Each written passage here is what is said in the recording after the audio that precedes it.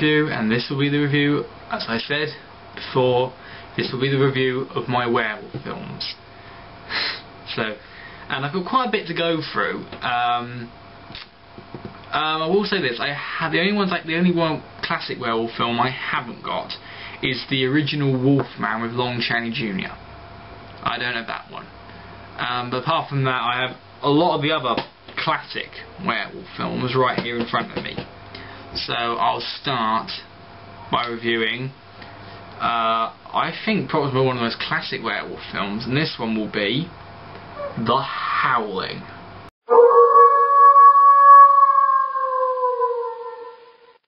Now, in my opinion, The Howling is one of the best werewolf films I've ever seen.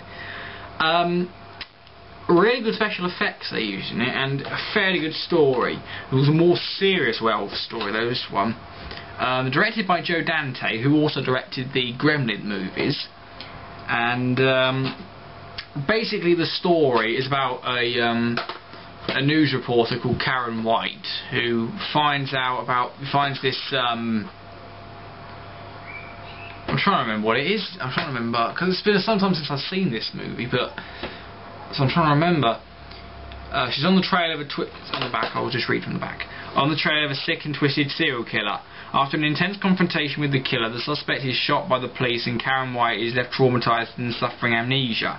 In need of recovery, Karen takes refuge within The Colony, a country retreat organised by her psychiatrist, Dr. Wagner.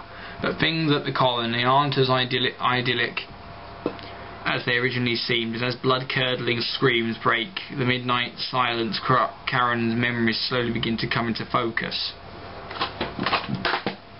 So basically you find out that there's werewolves at this camp, and that they're in the woods, and that this twisted serial killer was a werewolf too. The werewolf transformation was brilliant, very gory and very sick and twisted.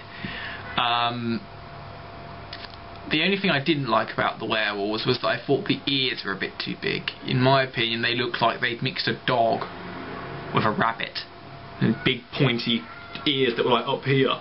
So big point, almost like rabbit-like ears. Part of it made me sort of laugh. But everything else was brilliant, and I loved this one. One of my favourite werewolf films. I've only got the single disc edition. Some people have got like a 2-disc edition, but this only has a making of documentary and deleted scenes and outtakes. That's not as bad as some DVDs get. I mean, it's not as if it's a bare bones disc, but I think they could have had a bit more on there. And I haven't got any of the other Howling series, so I recommend you watch this one, and I don't know about any of the others.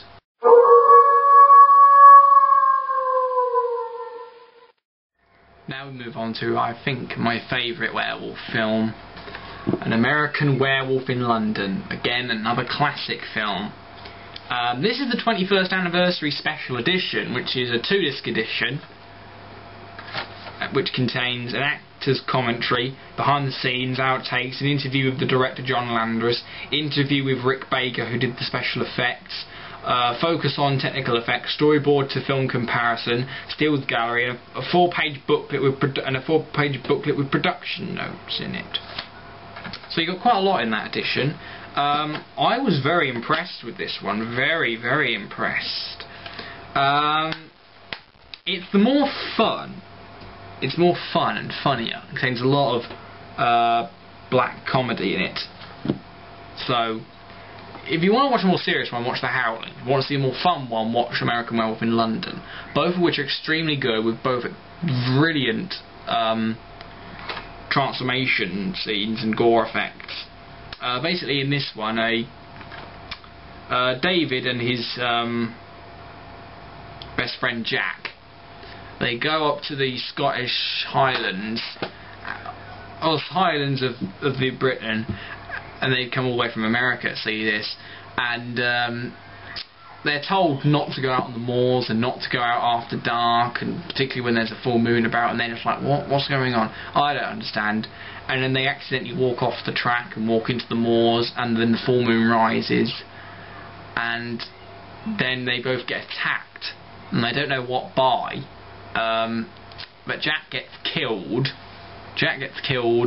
and David survives, and he ends up being taken to a hospital in London, and he wakes up partly delusional, and he keeps having dreams where he walks through the middle of the woods, and then suddenly he finds a bed with himself in, and then suddenly the version of him that's in the bed opens his eyes, his skin's grey, his eyes are like really weird, and he's got fangs in the mouth. And this keeps happening, and he's sort of like, what's going on? And then he finds himself falling in love with one of the nurses there, and he ends up moving in with her. And she tries to she's looking after him, and she's played by Jenny Agutter, I think that's her name anyway. But he keeps saying things like, I'm a werewolf, but then he starts having visitations from Jack, both in the hospital, and then when he gets home, and he's like a rotting corpse, and it's really quite disgusting, some of it. And then suddenly David transforms into a werewolf, and he kills people, but then he wakes up the next morning not knowing anything, and he wakes up in the zoo.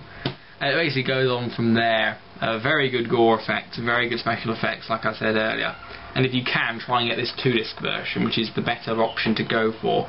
Brilliant restored picture and sound quality, and you get a lot of bonus features. So I suggest you watch it, and a very good werewolf film, and I think my favourite.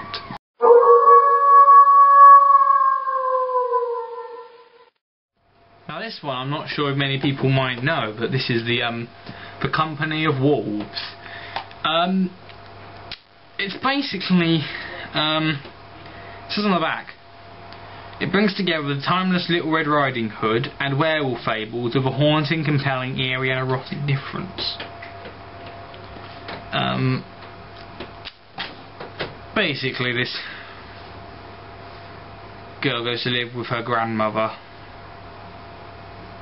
and the grandmother then tells her this story about innocent maidens falling in love with handsome, heavily eyebrowed strangers that have a smouldering look in their eyes. She also tells her of sudden disappearances of spouses when the moon is round and the wolves are howling in the woods. I got it basically because it was one thing that popped up, and it's a werewolf film. It was nominated for 4 BAFTA awards, including Best Costume Design, Best Makeup Artist, Best Production and Best Special Visual Effects. And to be honest, I didn't really like it. It was, the bits that were alright, but when they transformed into werewolves, they basically just looked like they were basically just normal wolves. I mean, there was no signature that they were even human anymore. They just sort of turned into wolves. They didn't stand up on their hind legs, nothing. Just sort of ran through the woods as wolves. Transformation was quite cool though, and there were some bits of it that just didn't make any sense. I mean, there were some bits that I thought just didn't make any sense whatsoever. I mean, there's particularly this one bit when this woman goes to a wedding.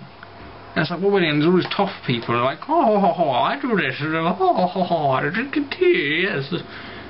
And then suddenly she was like, I was doing that, and suddenly all the people they all turn into werewolves. I'm like, what the hell's going on? It just didn't make any sense, some of those bits, and I didn't really like it, but special effects were cool. But that's all really I'm going to say, really. So that's the end of it. You can watch it if you want, but I didn't really like it, to be honest.